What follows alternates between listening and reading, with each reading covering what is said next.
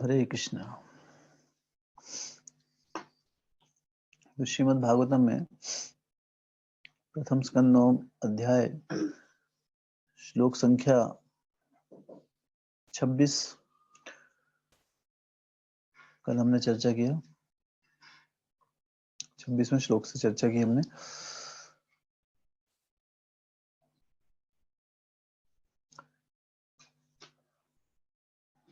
तो महाराज युधिष्ठिर के पूछे जाने पर भीष्म देव ने सर्वप्रथम व्यक्ति की योग्यताओं के अनुसार जातियों के वर्गीकरण, वर्ण तथा जीवन के आश्रमों का वर्णन किया। फिर उन्होंने क्रमबद्ध रूप से निवृत्ति तथा प्रवृत्ति नामक 2 उपखंडों का वर्णन किया। तो उन्होंने 4 वर्णों का, जैसे हमने कल चर्चा की, ब्राह्मण, क्षत्रिय, वैश्य और शूद्र, और 4 आश्रम। समाज को 4 आश्रमों में बांटा गया है। वो है ब्रह्मचारी आश्रम, गृहस्थ आश्रम, वानप्रस्थ आश्रम और संन्यास आश्रम। तो ये जो 4 आश्रम हैं और ये जो 4 वर्ण हैं, ये एक सभ्य समाज की रूपरेखा है। दरअसल ये जो कैटेगरी है, ये भगवान ने ये जो 4 वर्ण और 4 आश्रम है, ये भगवान ने स्वयं इस चीज का डिवीजन किया है। बाकी जो डिवीजन किए गए हैं, जो जात पात, ये सब लोगों ने किया हुआ है। ये व्यक्ति की दिमाग की उपज है। लेकिन जो 4 वर्ण और 4 आश्रम हैं, ये शास्त्रिक है। तो इन्हें हमें जीवन में अपनाना चाहिए। और जाति पाति का जो भेदभाव है, ये जो है, ये सिर्फ लोगों ने अपनी सुविधा के लिए बनाया गया है। क्योंकि कर्मों के अनुसार व्यक्ति को पहचाना गया है शास्त्रों में, ना कि उसके जन्म के अनुसार। तो अगर कोई निम्न जाति का व्यक्ति, उसके अंदर वैष्णव के गुण हो, तब वो सर्वोच्च कहलाता है। तब उसे अगर आप नीच दृष्टि से देखेंगे तो बहुत बड़ा अपराध हो जाता है। इसलिए हमें शास्त्रों के अनुसार जो समाज है, वो सिर्फ 4 आश्रम जो है, ब्रह्मचारी, वानप्रस्थ, ब्रह्मचारी, गृहस्थ आश्रम और वानप्रस्थ और संन्यास। ब्रह्मचारी मतलब जो विवाह से पहले का जीवन है, वो है ब्रह्मचारी जीवन। 25 साल नॉर्मली, अगर 100 साल में पूरे जीवन को बांटा जाए तो पहले 25 साल तक ब्रह्मचारी आश्रम का पालन होता था। फिर 25 से 50 साल तक गृहस्थ आश्रम। तो अगर 25 साल के बाद अगर कोई पुरुष विवाह के संबंध से बनना चाहे तो विवाह कर सकता था। 25 साल तक जो लड़का होता था, उसको गुरुकुल में भेज दिया जाता था। पहले गुरुकुल में गुरु के सानिध्य में रहता था और वहां सेवाएं करता था, और गुरु से अलग अलग प्रकार के जो जीवन में मूल तत्व हैं, जो और शास्त्रिक जो ज्ञान है, वो सीखता था। और फिर 25 साल के बाद ये उसके ऊपर निर्भर होता है कि वो गृहस्थ आश्रम में जाए या फिर आजीवन ब्रह्मचारी रहे।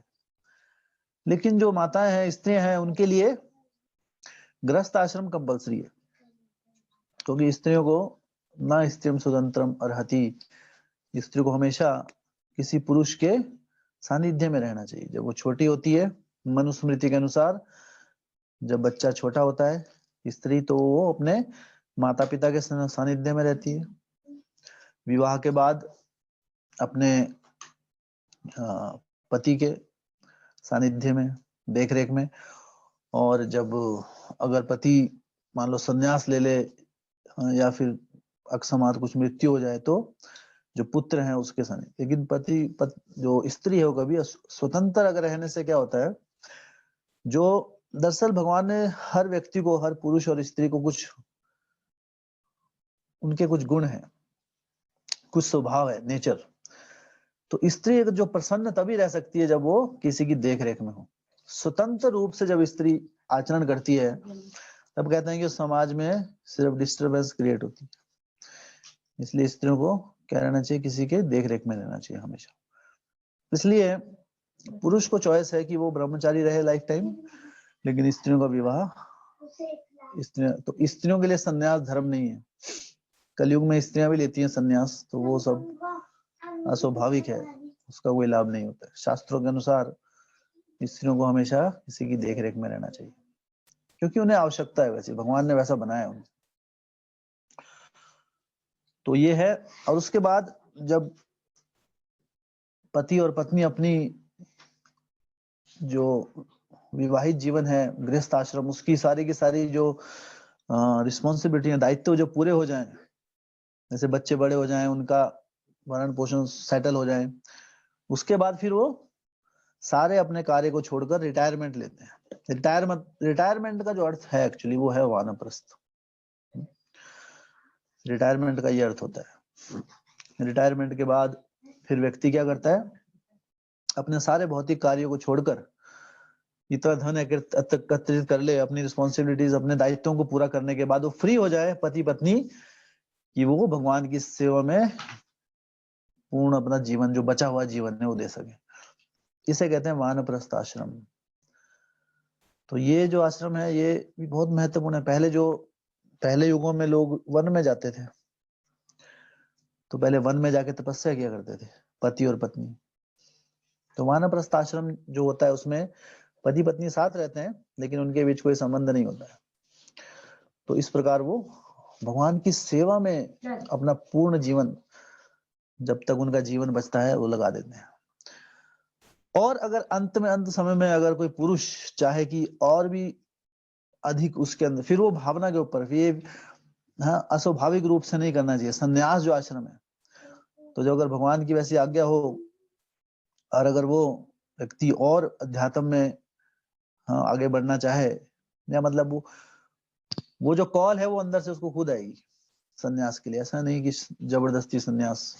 जैसे अभी पीछे एक न्यूज आई थी कि बाबा रामदेव जी ने कुछ ऐसी 500 कुछ हजार लोगों को संन्यास दे दिया, लड़कों को। तो अभी उन्होंने संन्यास दिया, उस संन्यास का कोई महत्व नहीं है। ऐसा संन्यास का एक विधि विधान से संन्यास होता है। और ऐसे नहीं कि आप किसी इतने लोगों को दिखाने के लिए आप संन्यास दे दो एकदम से। क्वालिफिकेशन उसकी चेक करनी बहुत आवश्यक है, उसमें योग्यता होनी चाहिए। वैसे भी कलयुग में जो संन्यास आश्रम के लिए सब योग्य नहीं है, ये वर्जित है कलयुग में संन्यास आश्रम, क्योंकि लोगों के अंदर वो काबिलियत नहीं है अभी सन्यासी रहने की। लेकिन चैतन्य महाप्रभु की कृपा से अमार आज्ञा गुरु होए तारे देश। अगर चैतन्य महाप्रभु के सानिध्य हमारे ऊपर नहीं है तो संन्यास आश्रम को मेंटेन करना असंभव है कलयुग में। ये शास्त्र कहते हैं। तो संन्यास, फिर वो संन्यास, तो ये है 4 आश्रम, ब्रह्मचारी, वानप्रस्थ, गृहस्थ आश्रम, वानप्रस्थ और संन्यास आश्रम। किसी का कोई प्रश्न है इन आश्रमों को लेकर? आश्रम को लेकर किसी का कोई प्रश्न तो नहीं है? आप पूछ सकते हैं अगर। ओके, फिर यहाँ पर आगे कह रहे हैं सूत गोस्वामी, भीष्म पितामह इस प्रकार ज्ञान जो तो ज्ञान दे रहे हैं। तो आगे बढ़ते हुए, दान धर्मान राज धर्मान मोक्ष धर्मान विभागशः स्त्री धर्मान भगवत धर्मान समास व्यास योगतः। फिर भीष्म पितामह अलग अलग प्रकार के धर्मों का यहाँ पर व्याख्यान करते हैं, युधिष्ठिर महाराज को बताते हैं। तो बताते हैं कि तब उन्होंने दान कर्मों, राजा के राज्य विषयक कार्यकलापों, मोक्ष कर्मों को खंडवार उसकी व्याख्या की। फिर उन्होंने स्त्री तथा भक्तों के कर्तव्यों का संक्षेप में विशद रूप से वर्णन किया। दरअसल यहाँ पे सिर्फ इतना बताया जा रहा है कि उन्होंने क्या क्या बताया। भागवतम में पूरा वर्णन नहीं दिया हुआ है। ये सारा वर्णन कहाँ पर है? महाभारत में। तो यहाँ भागवत सिर्फ इतना बताया गया कि उन्होंने क्या किया। उन्होंने फिर क्या बताया? दान धर्म, दान कर्म। तो बहुत महत्वपूर्ण है यहाँ पे धर्म के सिद्धांतों को बता रहा है कि जो दान है, दान करना बहुत आवश्यक है एक व्यक्ति के लिए, खासकर गृहस्थ जीवन में। जो गृहस्थ आश्रम है उसमें दान जो है उसका महत्व बताया गया है कि अगर हम दान ना कर, अगर हम दान ना नहीं करेंगे तो क्या होगा, हमारे अंदर एक लोभ पैदा हो जाएगा। तो लोभ से बचने के लिए क्या होगा, हाँ दान, दान करना आवश्यक है। और इस भावना से बचने के लिए अहम ममेति, मैं और मेरा, इस भावना का शुद्धिकरण होता है दान करने से। हाँ, दान करना बहुत मुश्किल होता है, कुछ देना। दान बहुत समय, बहुत टाइप का होता है। हाँ, धन धन देना ही दान नहीं होता है, दरअसल अनेक प्रकार के दान होते हैं। जैसे श्रम दान, अपना जीवन दान दे दिया है ना, जीवन दान, गोदान, आपने सुना होगा, अलग अलग प्रकार के दान होते हैं। लेकिन दान जो है वो एक मनुष्य का धर्म है, ये भी एक धर्म का सिद्धांत है। दान करना मनुष्य का धर्म है। मनुष्य के अलावा और दूसरे जीवन में कोई दान जानता नहीं। मनुष्य जो दान धर्म है वो सिर्फ मनुष्य के लिए बनाया गया है। तो एक सभ्य समाज में जो दान है वो भी बहुत आवश्यक है। लेकिन दान कैसा होना चाहिए वो भी हमें बोध होना चाहिए कि दान को भी 3 गुणों में बांटा गया है, सतोगुण, रजोगुण और तमोगुण में। हाँ, और सर्वोच्च जो दान होता है वो होता है भगवान की अनन्य भक्ति का, अनन्य भक्ति मार्ग में आगे बढ़ने के लिए या उसमें मदद करने के लिए जो दान दिया जाता है उसे कहते हैं सर्वोच्च दान, शुद्ध सत्व में जो दान होता है। तमोगुणी दान होता है जिस दान का आपको पता ही नहीं, बस ऐसे ही दे दिया।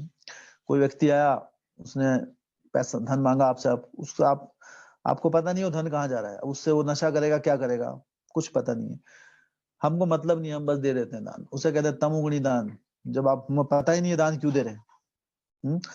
दूसरा होता है रजोगुणी दान। रजोगुणी दान जो मान सम्मान की भावना से दिया जाता है कि मैं दान दे रहा हूं तो मेरा नाम होगा, मेरा नाम स्वर्ण अक्षरों में लिखा होगा कि ऐसे व्यक्ति ने इतना दान दिया। तो व्यक्ति दान देते हैं, फिर अपना नाम लिखवाना चाहते हैं कि मेरा नाम हो, मेरा यश रहे, मेरे बाद भी मेरा नाम लोग।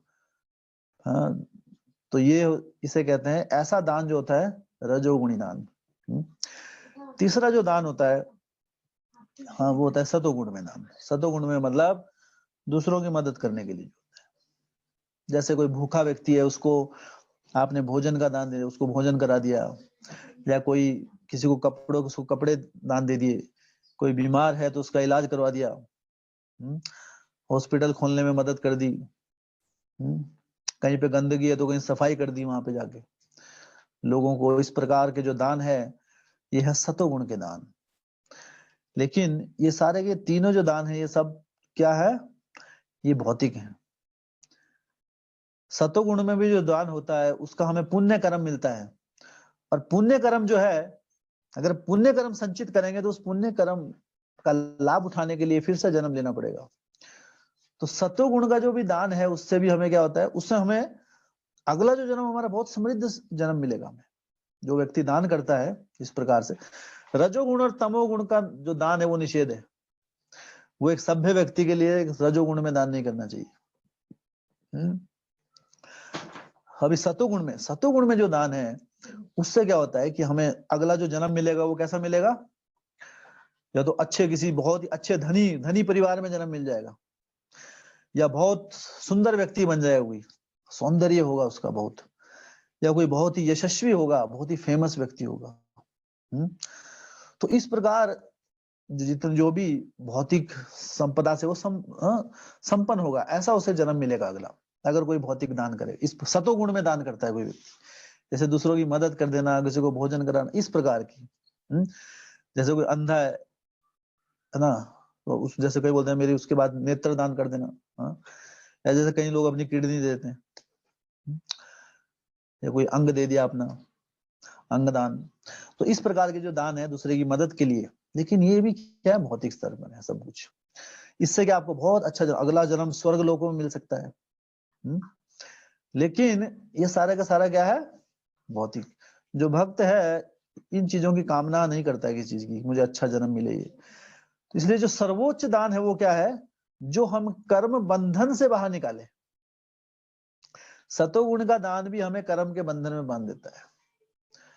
हाँ, उन कर्मों का फल के लिए फिर भौतिक जन्म यहाँ पे लेना पड़ेगा, भगवान का धाम नहीं मिलेगा उसमें। लेकिन जब हम दान जो करते हैं भगवान की सेवक, अनन्य भक्ति की सेवक, भगवान श्री कृष्ण की अनन्य भक्ति का प्रचार करने के लिए, प्रचार में उसमें दान करते हैं किसी भी प्रकार से, धन का दान करते हैं या श्रम का दान करते हैं, अपनी बुद्धि का दान करते हैं, किसी भी प्रकार का जो दान करते हैं वो शाश्वत दान होता है, वो कभी खत्म नहीं होता है और उससे हमारी आध्यात्मिक प्रगति होती है और उस दान से भगवान प्रसन्न होते हैं। तो दरअसल जो दान है वो कैसा होना चाहिए? हाँ, भगवान की भक्ति का प्रचार करने, या तो प्रचार में डायरेक्ट या इनडायरेक्ट हमें मदद करने के लिए हम जो दान दें वो सर्वोच्च दान होता है। तो इस प्रकार भीष्म पितामह ने अलग अलग दान कर्मों के बारे में बताया। राजा के राज्याभिषेक की, राजा का राजधर्म क्या है? तो यहाँ बता रहे हैं कि दान धर्मान राजधर्मान मोक्ष धर्मान विभागशः। राजधर्म क्या होता है? तो जो राजा है, राजा मतलब जो शासन करता है उसे राजा कहते हैं। जैसे राजनेता जो होते हैं अभी, वो तो रब राजा का, तो उनका धर्म क्या है? तो वो सब विस्तार पूर्वक जैसे हम पहले भी चर्चा कर चुके हैं पिछले श्लोक में। जो राजा है उसका धर्म क्या होता है? जो स्त्रियां, हाँ, स्त्रियों की रक्षा करना, जो निर्बल है, बूढ़ों बच्चों की रक्षा करना, समाज में रक्षक का जो काम करता है वो है, ये है राजधर्म। राजधर्म में कभी भी अपना निजी स्वार्थ नहीं होना चाहिए। जो व्यक्ति निजी स्वार्थ से राजगद्दी संभाले वो राजा बनने लायक नहीं होता। इसका सबसे सर्वोच्च उदाहरण दिया भगवान श्री रामचंद्र जी ने। रामचंद्र जी ने अपने राजधर्म की रक्षा करने के लिए अपनी पत्नी तक को, सीता जैसी पत्नी को त्याग दिया। इसे कहते हैं राजधर्म। लेकिन कलयुग में इसका बिगड़ा हुआ रूप क्या है? व्यक्ति राजगद्दी पे क्यों बैठता है? कुर्सी चाहिए तो किस लिए? अपना स्वार्थ को पूरा करने के लिए, प्रजा के बलबूते पर अपना निजी स्वार्थ के लिए। लेकिन जो राजा का असली धर्म होता है कि अपना जीवन देकर भी प्रजा की रक्षा करना, ये राजधर्म होता है। हाँ, भगवान रामचंद्र जी को जब ये पता लगा कि मेरी प्रजा असंतुष्ट है, अभी भी उनके मन में शंका है सीता माता को लेकर। जब 14 वर्ष के वनवास के बाद प्रभु रामचंद्र जी और सीता मैया सभी भक्तों के साथ वापस लौटे अयोध्या, तो कुछ लोग अभी भी कह रहे थे कि अरे राजा, कि सीता मैया को स्वीकार क्यों किया उन्होंने, जबकि अग्नि परीक्षा भी दे दी थी उन्होंने कि इतने 1 वर्ष तक रावण के महल में रही, तो उनको प्रमाण दीजिए उनकी शुद्धता का। तो उन्होंने अग्नि परीक्षा दी, अग्नि भी नहीं स्वीकार किया। फिर भी कुछ लोग होते हैं उनका मुंह बंद नहीं किया जा सकता। लेकिन राजा का जो धर्म है कि प्रजा में एक व्यक्ति भी असंतुष्ट नहीं होना चाहिए। सोचे, पूरी प्रजा प्रभु रामचंद्र जी के साथ थी, लेकिन एक व्यक्ति वो विपरीत था। उस व्यक्ति के लिए, और किसका त्याग कर दिया? सीता मैया जैसी स्त्री का, कोई आम स्त्री नहीं, सीता मैया। इसे कहते हैं राजधर्म। हाँ, लेकिन अभी कलयुग के राजा कैसे होते हैं? पहले देखते हैं कितना कमाएंगे हम, कितना बेनिफिट। पहले कैलकुलेशन ये होती है कि ये बनेंगे तो वो बनेंगे तो कितना लाभ होगा, कितनी हानि होगा। तो वो भावना नहीं होनी चाहिए। उससे क्या होगा? दरअसल जो लाभ और हानि है, हम जो लाभ हानि जो देखते हैं ना, हमारी जो लाभ हानि होती है, जो अभी इस जीवन में कितना हमने धन संचय कर लिया है ना, कितना हमारा नाम हो गया, इसे लाभ हानि देखते हैं। आध्यात्मिक दृष्टि में ये सब जीरो है। आध्यात्मिक दृष्टि से लाभ हानि क्या है कि कितना आपकी जीवन खुशहाल है, how much you are happy. और व्यक्ति खुश तभी हो सकता है जब भगवान खुश होते हैं। भगवान, आत्मा और परमात्मा का संबंध होता है। यस्मिन तुष्टम जगत तुष्ट। जब भगवान प्रसन्न होते हैं तभी हमें संतुष्टि मिलेगी। और भगवान संतुष्ट कब होंगे? जब हम भगवान के द्वारा दिए हुए निर्देश, शास्त्रोचित जो निर्देश हैं, उनका जीवन में पालन करें। अन्यथा इस जगत का नाम, यश, धन दौलत, ये सब कुछ क्या है? ये हमें प्रसन्नता प्रदान नहीं कर सकता है। हमारा जीवन फिर भी असंतुष्टि से भरा रहेगा। सब कुछ हम खुशी पाने के लिए करते हैं। धन क्यों मांगता है आदमी? संतुष्ट होने के लिए।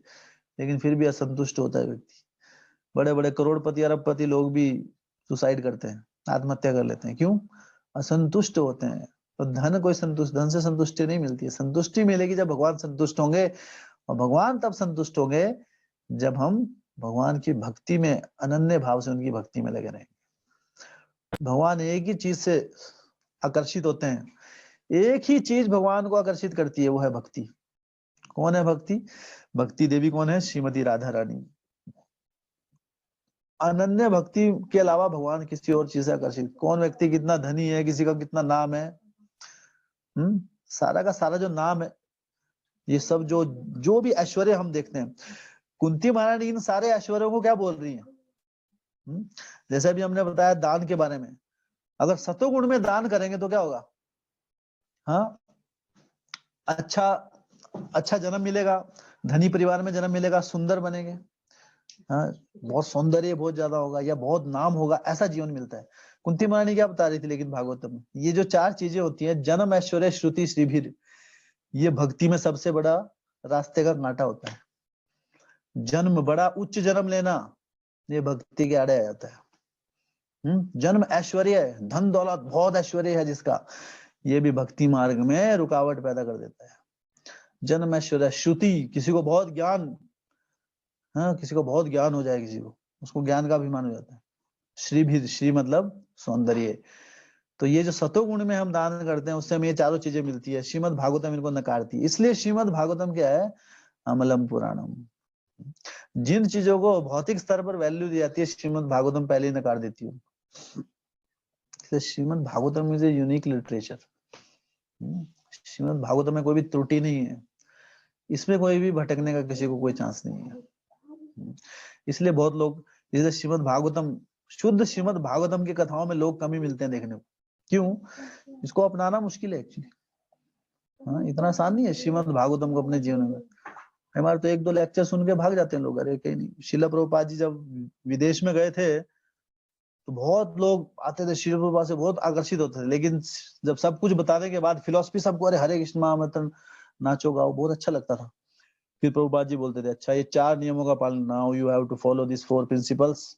ये 4 सिद्धांत आपको पालन करने पड़ेंगे। मांसाहार नहीं करना है, मांसाहार नहीं करना तो चलो 200 आदमी गायब लेक्चर में से। फिर बोला आपको धूम्रपान मदिरापान नहीं करना है, 150 और गायब। फिर बोला जुआ नहीं खेलना है, 100 और गायब। बोला व्यभिचार नहीं करना है, तो सारे ही गायब, 1-2 रह गए। विदेश में ऐसा होता है। बोले 4 चीजें नहीं होंगी तो हम जिएंगे कैसे? प्रभुपाद जी ने कहा मुझे भीड़ नहीं चाहिए। मुझे एक, बेहतर है एक चांद करोड़ों तारों से, अच्छा एक चांद होना। करोड़ों तारे भी आपको रोशनी नहीं दे सकते। आप देखिए अमावस के रात के दिन भी करोड़ों तारे होते हैं आसमान में, लेकिन रोशनी आती है उनसे?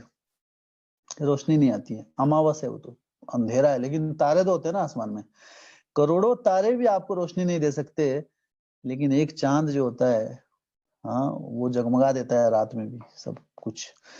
तो करोड़ों तारों से अच्छा है एक चांद। प्रभुपाद जी कहते थे कि हम नियमों को खंडन नहीं कर सकते।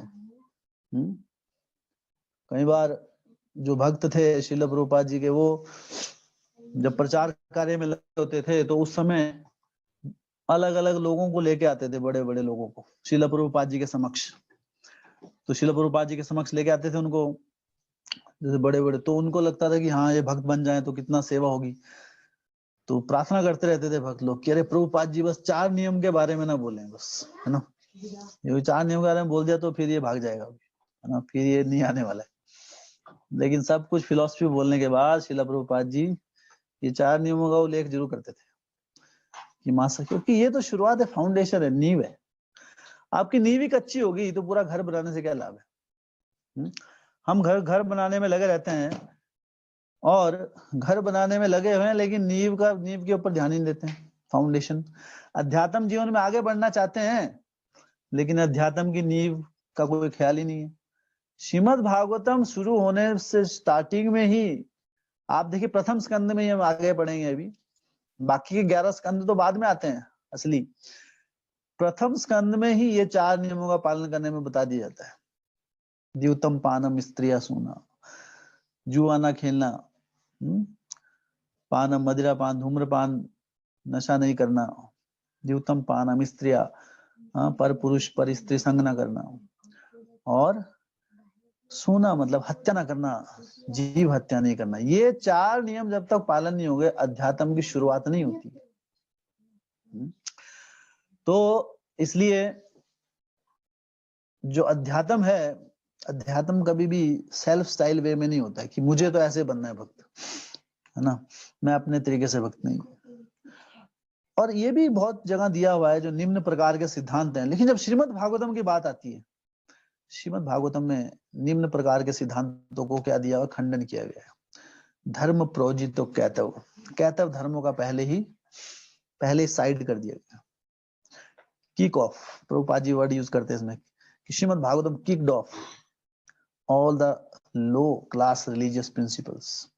निम्न स्तर के प्रिंसिपल सिद्धांत में श्रीमद् भागवतम में कोई स्थान नहीं। इसमें सिर्फ क्या है, शुद्ध भक्ति मार्ग। इसलिए भीष्म पितामह ने बहुत कुछ बताया, यहाँ पे कर्म कांड भी बताया, लेकिन आप देखिए पूरा एक्सप्लेनेशन नहीं दिया हुआ यहाँ पे।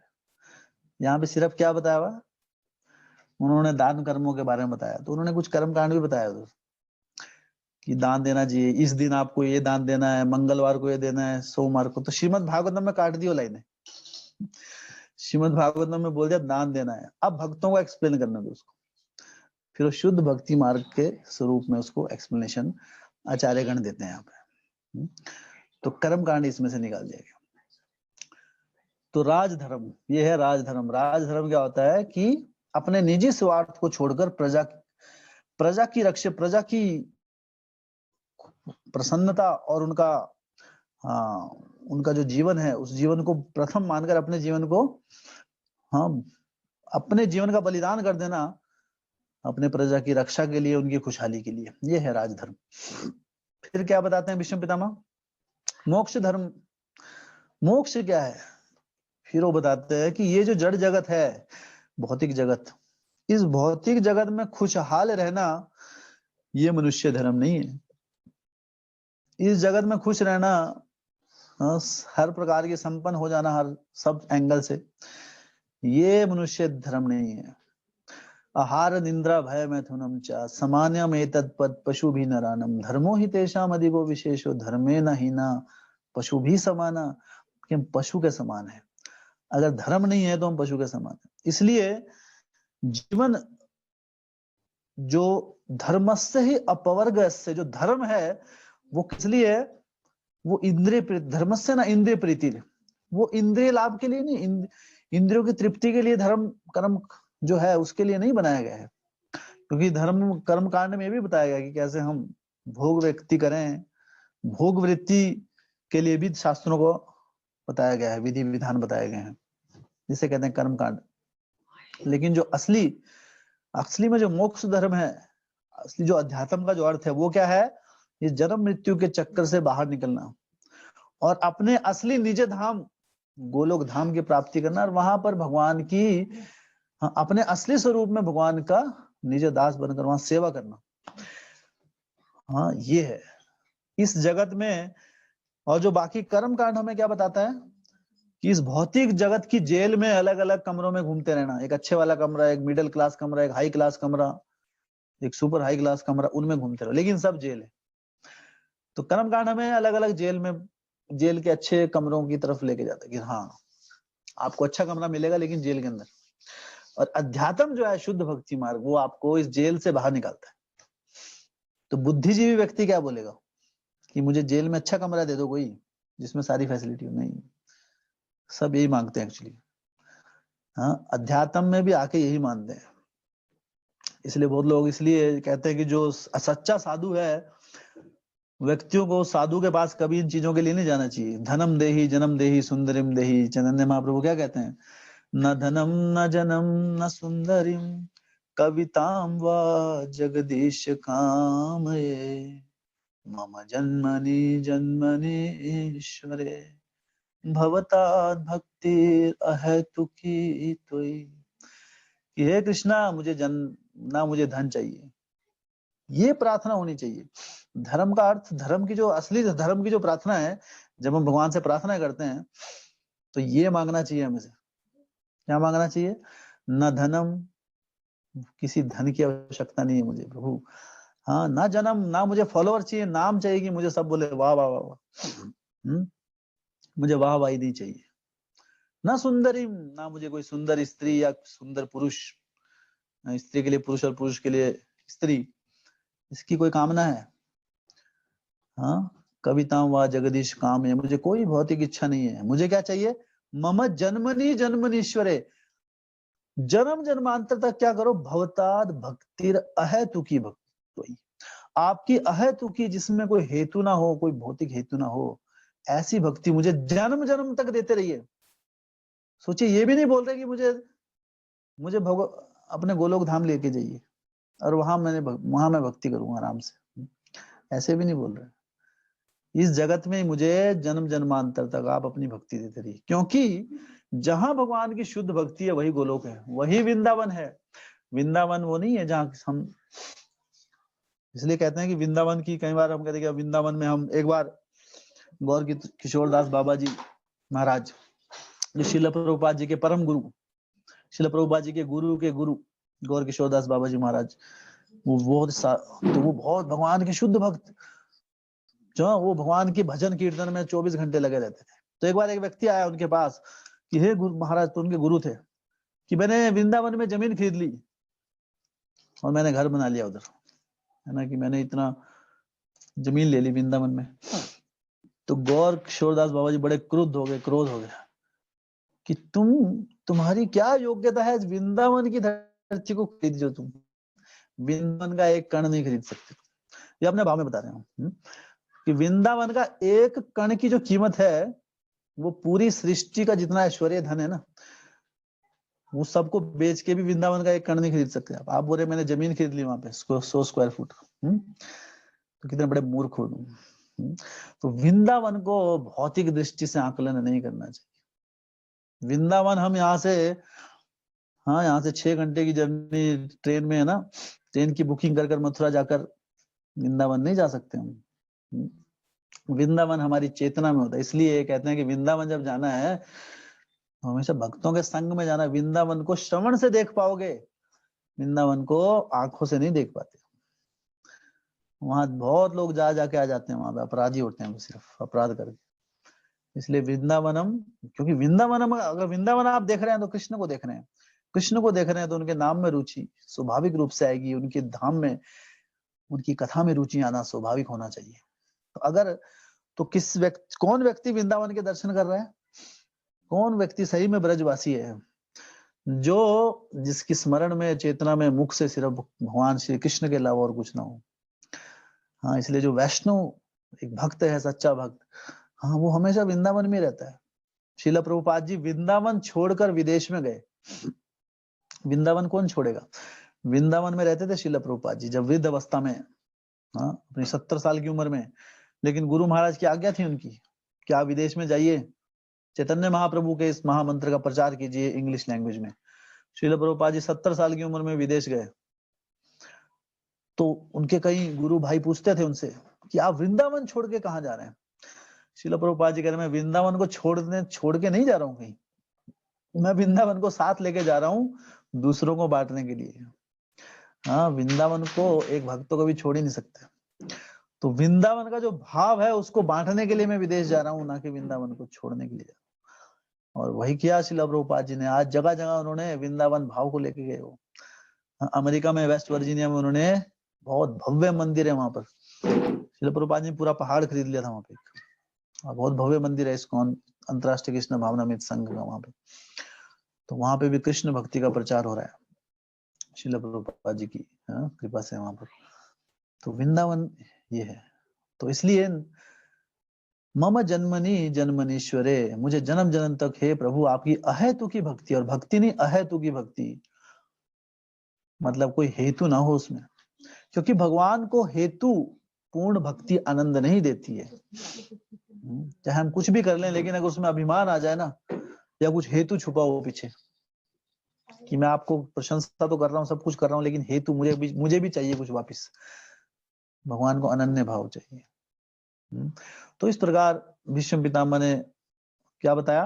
मोक्ष धर्मान विभागशा, हाँ, दान धर्मान, राज धर्मान, मोक्ष धर्मान विभागशा, इसके बारे में बताया।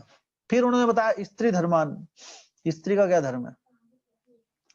तो स्त्री का जो धर्म है, यहाँ पर तात्पर्य में श्रील प्रभुपाद जी बताते हैं यहाँ पर कि जो स्त्री का धर्म है कि जो एक परिवार है, समाज है, समाज में अंतर्गत अंदर जो खुशहाली प्रदान करना, समाज में खुशहाली रहे, इसके लिए जो सबसे बड़ा दायित्व होता है स्त्री का होता है। और समाज में जो उपद्रव होते हैं उसके पीछे भी स्त्री होती है, मैक्सिमम चांस।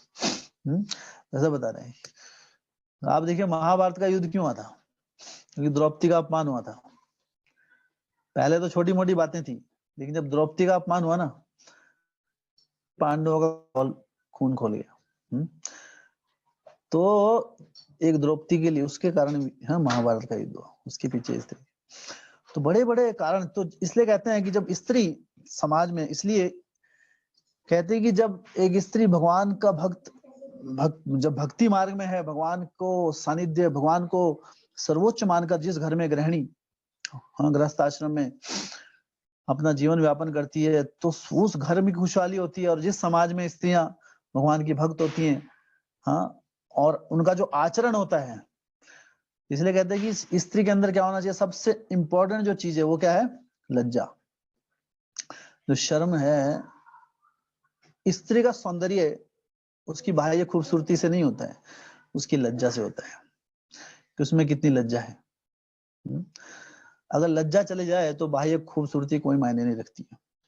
ये शरीर तो 4 दिन में खत्म हो जाना है, आज नहीं कल। सबसे पहले जैसे अभी सबसे ज्यादा जो सौंदर्य की जो चीजें, कॉस्मेटिक इंडस्ट्री जो है, हाँ, तो कितना ध्यान रखा जाता है ना? बाल स्ट्रेट करने 3-4 हजार रुपए खर्च देते हैं उस पैसे, है ना? तो ये बाह्य सौंदर्य सब कुछ, है ना? आप देखिए सब कितना महंगा होता है सामान, लेकिन सब बाह्य सौंदर्य है। हाँ, भगवान को ये सौंदर्य छूता नहीं। असली जो सौंदर्य होता है, जिससे सही में जो आकर्षण का केंद्र होता है, वो तो होता है लज्जा। लेकिन अगर शर्म ही चली जाए, स्त्री माइनस शर्म 0, स्त्री में से शर्म को माइनस कर दें तो वो 0 हो जाती है। इसलिए लज्जा का होना बहुत आवश्यक है। लेकिन एक सभ्य स्त्री जिसके अंदर लज्जा है, लाज कहते हैं ना, तो वो पूरे परिवार को, पूरे समाज को खुशहाल बना देगी।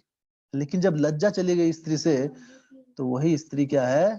पूरे समाज में उपद्रव पैदा कर देती है। इसलिए स्त्री के लिए सबसे महत्वपूर्ण है, और ये हर तरीके से उसके आचरण में, उसके पहनावे में, हर चीज में लज्जा का होना बहुत आवश्यक है। श्रील प्रभुपाद जी इस गुण को यहाँ पर तात्पर्य में बहुत अच्छे से बताते हैं, अलग फोकस करके, कि स्त्री का ये गुण, और उसके बाद तभी वो बाकी कार्य कर सकती है। हाँ, इसलिए स्त्री की बोलचाल में नम्रता होनी चाहिए।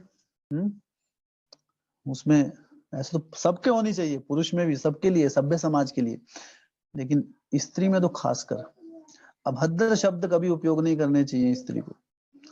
हाँ, जहां पे ऐसा हो वहां पर दरअसल क्या आता है कि सब भावनाओं का खेल होता है। हमारी जो भावनाएं हैं, कृष्ण भावना जो है, कृष्ण की भावना को अगर आपको ध्यान में रखकर सब कुछ करेंगे ना, तो सारे के सारे गुण अपने आप आ जाते हैं। हाँ, लेकिन कृष्ण की भावना, कृष्ण क्या चाहते हैं, उनकी भावना को भूल जाएंगे ना, कि सारे के सारे ये दान धर्म, राज धर्म, मोक्ष धर्म, स्त्री धर्म, कुछ नहीं होगा। लेकिन अगर कृष्ण भावना, कृष्ण के सिद्धांतों पर मार्ग पर चलेंगे, तो सारे के सारे गुण अपने आप आ जाएंगे। इसलिए शब्दों में सादगी होनी चाहिए, पहनावे में सादगी सबसे इंपॉर्टेंट। स्त्री के पहनावे में सादगी होनी चाहिए। जो भी संस्कृति का जो बिगड़ा हुआ पाश्चात्य रूप जो हिंदुस्तान में भी आ चुका है अभी यहाँ पर, ये सौंदर्य का वो नहीं है, इसे सौंदर्य माना जाता है। सौंदर्य असली क्या है? लज्जा में। बहुत डिवोटी, एज ए डिवोटी, खासकर भक्त को हमें बहुत अच्छे से ध्यान रखिए। हम भक्तों के संग में जब आए या कहीं भी हो, हाँ, जो डिवोटी को आप कृष्ण भावना में ये तिलक लगा के रखे हैं, अगर आप रिप्रेजेंट कर रहे हैं कृष्ण के चरण, कृष्ण की तुलसी, हाँ, जब आप, अगर आप भक्त एक उसको रिप्रेजेंट कर रहे हैं, हाँ, आप चैतन्य महाप्रभु के आंदोलन को रिप्रेजेंट कर रहे हैं, तो पहनावा जो है स्त्री का, बहुत ही पहनावा। और कई बार देखिए आप, चाहे कोई कितनी भी सुंदर स्त्री हो, लेकिन कई बार उसकी जुबान इतनी कड़ी होती है, तो क्या होता है, वो सौंदर्य नहीं लगेगा आपको उसमें। लेकिन कब भागे यहाँ से, है ना, ऐसा लगता है। तो ये बहुत ही इंपॉर्टेंट है शास्त्रों के अनुसार कि सौंदर्य जो है वो किसमें होता है? इस एक शब्द को जान लीजिए बस। सौंदर्य, स्त्री का सौंदर्य मतलब लज्जा। और स्त्री का धर्म क्या है कि समाज में, अपने परिवार में खुशहाली पैदा करना, खुशहाली का माहौल बनाना। और कब बनेगा वो? जब वो, इसलिए शास्त्र क्यों कहते हैं ना स्त्रीम स्वतंत्रम अर्हति। जब स्त्री कहती है हम भी पुरुषों जैसा रहेंगे, हमको भी पुरुषों जैसा रहना है। नहीं, पुरुष को पुरुष बनाया तो ना, जो बनाया है वो वैसे रहिए। पुरुष को स्त्री बनने की कोशिश नहीं करनी चाहिए और स्त्री को पुरुष बनने की कोशिश नहीं करनी चाहिए, फिर उल्टा पुल्टा हो जाता है। So that is artificial. तो स्त्री धर्म के बारे में बताया। उसके बाद भगवत धर्मान, फिर भगवत धर्म के बारे में उन्होंने ज्ञान दिया कि भगवान के प्रति हमारी क्या रिस्पॉन्सिबिलिटी है। तो भगवान के प्रति क्या रिस्पॉन्सिबिलिटी है, हम, ये तो भक्ति योग है, यही हम नित्य पढ़ रहे हैं कि भगवान हमारे सर्वोच्च हैं, उनके हम दास हैं और उनकी सेवा करना हमारा एकमात्र दायित्व है। हमारा स्वरूप क्या है? कृष्णेरा नित्य दास, हम भगवान के दास हैं और दास का काम क्या होता है? सेवा करना। तो ये है भगवत धर्म। हाँ, भगवान को प्रसन्न करना। ऋषिकेन सेवनम भक्तिर उच्यते। तो भक्ति जो है, भक्ति किसे कहा जाता है? ऋषिकेश को सेवा करना। ऋषिकेश कौन है? भगवान श्री कृष्ण का एक नाम है ऋषिकेश। तो जब हम भगवान श्री कृष्ण की सेवा में अपना पूर्ण जीवन दे देते हैं, तो ये हमारा भगवत धर्म है। भगवान के प्रति भी हमारा धर्म है ना। दरअसल हमारा जो जीवन ही है वो किसके लिए होता है? भगवान के लिए, हर चीज। लेकिन क्या है, जब हमारा अपना निजी स्वार्थ, अभिमान आ जाता है, तो हम भगवान को भूलकर इस शरीर को मध्य नजर रखकर और शरीर से जुड़े हुए संबंधों को सामने रखकर अपना जीवन व्यापन करते हैं। और फिर अनेक अनेक प्रकार की समस्या आती हैं, जीवन से खुशहाली चली जाती है। अनेक समाज में उपद्रव पैदा होते हैं। लेकिन अगर भगवान केंद्र हो, व्यक्ति भगवत धर्म जाने की मेरा भगवान के प्रति क्या धर्म है, तो ऐसा समाज ही खुशहाल समाज कहलाता है। असली में खुशहाली ऐसे ही समाज में होगी। भगवान को भूलकर कभी भी समाज क्या हो सकता है? खुशहाल नहीं बन सकता है, क्योंकि हमारा संबंध है, अटूट संबंध है भगवान से। क्योंकि भगवान हम क्या है? भगवान से जुड़े हुए हैं, भगवान से अलग नहीं हो सकते हम। ममे वांशो जीव लोग, हम अंश है भगवान के। जैसे जो अंश होता है वो जब पूर्ण के साथ जब तक वो जुड़ा रहता है तब वो खुश रहता है। पूर्ण को जब छोड़ दिया उसने, तब वो उसका जीवन दुखमय हो जाता है। जैसे अगर कोई मशीन है और उस मशीन का कोई पुर्जा है, तो जब तक वो पुर्जा मशीन में लगा हुआ है तो उस पुर्जे की वैल्यू है। लेकिन जब वो पुर्जा गिरकर जमीन पे चला गया, अलग हो गया, तो उसकी कोई कीमत नहीं होती है। जैसे एक और सिंपल उदाहरण, जैसे अभी हमारे नेल्स होते हैं, नाखून होते हैं ना, माताएं लोग अच्छे समझ पाएंगे। तो नाखून का भी सौंदर्य से संबंध होता है। तो अभी नाखून जब तक लगे हुए हैं तब इनकी वैल्यू होती है ना, सौंदर्य है।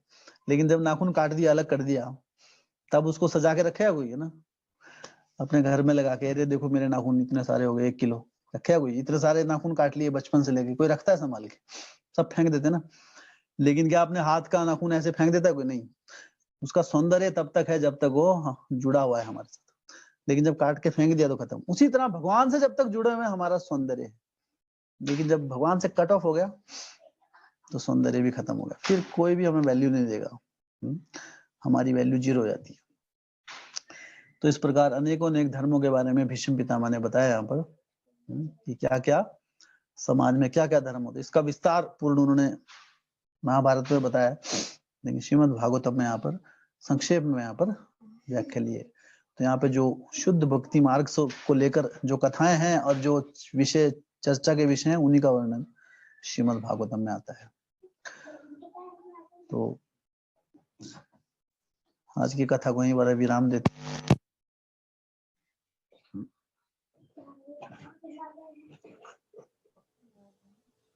हरे कृष्णा। क्वेश्चन था प्रभु। तो है कोई प्रश्न? विनीत प्रभु। हरे कृष्ण प्रभु जी। हरे कृष्ण प्रभु जी। हरि बोल। संजय प्रभु कौन है? विनीत प्रभु। विनीत प्रभु। अच्छा, हरे कृष्णा प्रभु जी। हरे कृष्णा। बोलिए प्रभु जी। जैसे प्रभु जी आपने उसका बताया सन्यास का ब्रह्मचर्य का बताया था। सन्यास सन्यास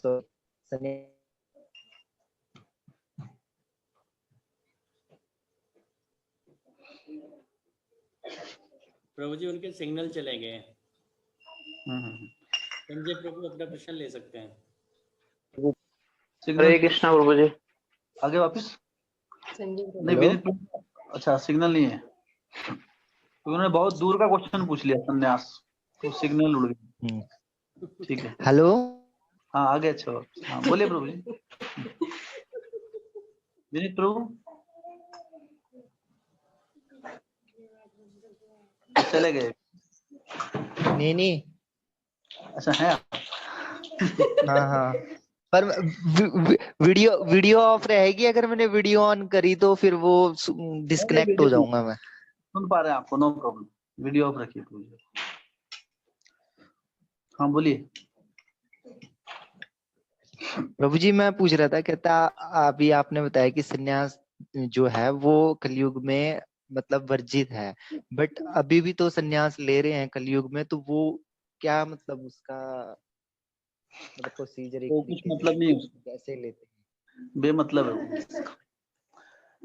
एक्चुअली। नहीं, जैसे सर हमारे कृष्णा भावनामृत में भी तो ऐसे गौर गोपाल दास चर्चा जी, कर चुके राधा हैं। दास स्वामी जी हैं। हाँ, तो सारे के जो अंतरराष्ट्रीय कृष्ण, जैसे तो हमारे इवन चैतन्य महाप्रभु ने खुद संन्यास लिया है। चैतन्य महाप्रभु भगवान है, उनपे हम नहीं, भगवान कुछ भी कर सकते हैं। भगवान ही सिद्धांत बनाते हैं, भगवान के ऊपर नियम नहीं होता। चैतन्य महाप्रभु ने तो जो चैतन्य महाप्रभु जो हैं, उन्होंने अपने जो भक्त है कि अगर भगवत, क्योंकि चैतन्य महाप्रभु जो स्पेशली जगत में अवतार हुआ था वो किस लिए था? हरिनाम का प्रचार करने की, हरिनाम संकीर्तन यज्ञ, कलयुग का जो धर्म है, युग धर्म, उसके प्रचार के लिए वो जगत पे आए थे। और इस जगत इसी प्रचार का ही एक को बढ़ावा देने के लिए चैतन्य महाप्रभु ने संन्यास लिया। चैतन्य महाप्रभु पहले गृहस्थ आश्रम में थे। चैतन्य महाप्रभु, हाँ, तो लेकिन जब उन्होंने देखा कि लोग जो हैं गृहस्थ लोग को ज्यादा सुनते नहीं है, तो उन्होंने क्या किया, फिर उन्होंने संन्यास आश्रम स्वीकार किया और उन्होंने अपने भक्तों को आज्ञा दी। चैतन्य चरितामृत में है इसका उल्लेख कि अमार आज्ञा गुरु होए तारई देश। तो अगर गौर निताय के संप्रदाय में अगर हम हैं, गौड़ीय मत, तो चैतन्य महाप्रभु की कृपा के अंतर्गत अगर कोई संन्यास धर्म अपनाता है, संन्यास धर्म ऐसा नहीं कोई अपना नहीं सकता। संन्यास धर्म के विधि विधान जो शास्त्रों में आप अपना सकते हैं, लेकिन उसको मेंटेन नहीं कर पाएंगे। संन्यास धर्म भ्रष्ट हो जाएगा कभी भी, सिर्फ चोला रह जाएगा बाहर का, अंदर से खत्म हो जाएगा। तो संन्यास, अगर सही में संन्यास धर्म को मेंटेन करके रखना है तो गौर निताय के सानिध्य को छोड़कर संन्यास आश्रम असंभव है कलयुग में। हाँ, शास्त्रों में 5 चीजें निषेध हैं एक्चुअली, इसीलिए। लेकिन क्या है कि ऑप्शन जो आप कहेंगे एक तरफ तो शास्त्रों में निषेध है, दूसरी तरफ संन्यास ले रहे हैं, तो ऐसा क्यों है? क्योंकि यहाँ पर जो स्पेशल जो कंसेशन क्यों है संन्यास का जो बताया गया है, क्योंकि ये भगवान की आज्ञा है। जैसे शास्त्रों में बहुत चीजें दी गई हैं कि किसी भी जानवर का मल मूत्र अशुद्ध होता है। आप किसी भी जानवर के मल और मूत्र को छुएंगे तो आपको स्नान करना पड़ेगा, लेकिन गाय का मल मूत्र सबसे शुद्ध होता है, तो ये एक्सेप्शन है। तो सबका मल, अब बोले शास्त्र में तो लिखा है मल मूत्र, तो फिर गाय का भी नहीं मल मूत्र नहीं छूना चाहिए? नहीं, शास्त्र कहते हैं नहीं, सबका शुद्ध है, लेकिन गोमूत्र और गोबर जो होता है वो शुद्ध होता है। हड्डी जो होती है, हड्डी अशुद्ध होती है। किसी भी जानवर की, मरे हुए जानवर की हड्डी जो होती है, उसको छुएंगे तो अशुद्ध हो जाता है आदमी। लेकिन जो शंख होता है वो भी हड्डी है, वो शुद्ध होता है। इसको धार्मिक कार्य में यूज करते हैं हम। भगवान का जब अभिषेक होता है तो हड्डी जो है, शंख के अंदर गोबर गोमूत्र डाल के भगवान को चढ़ाया जाता है। तो अगर ये अशुद्ध है तो फिर हम नहीं कर सकते। तो बाकी सबका शुद्ध है, लेकिन तो उसी प्रकार भगवान ने, चैतन्य महाप्रभु ने कहा है कि अगर हम संन्यास धर्म अगर हम रखना चाहें तो भगवान गौर निताई की कृपा से कलयुग में संन्यास रखना संभव है। तो इसलिए और भी इसकी कैटेगरी है, दरअसल कई प्रकार के संन्यास आश्रम बताए गए। संन्यास में भी कैटेगरी है। हाँ, तो कई साहजिक मायावादी जो संन्यास होते हैं, हाँ, वो वर्जित। इसके बारे में पूरा आर्टिकल अगर आपको चाहिए, आई विल प्रोवाइड। तो इसलिए मेनली जो, लेकिन जो सिद्धांत है वो क्या है, जो अंतरराष्ट्रीय कृष्णा भावनामृत में लोग संन्यास आश्रम में जो संन्यास रखते हैं, तो वो क्या है, वो भगवान के सानिध्य में, क्योंकि भगवान की चैतन्य महाप्रभु की आज्ञा है इसलिए रखते हैं।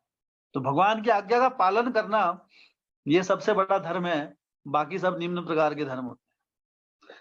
शास्त्रों में धर्म बताया गया कि यहाँ कलयुग में नहीं है, लेकिन दिस इज एक्सेप्शन।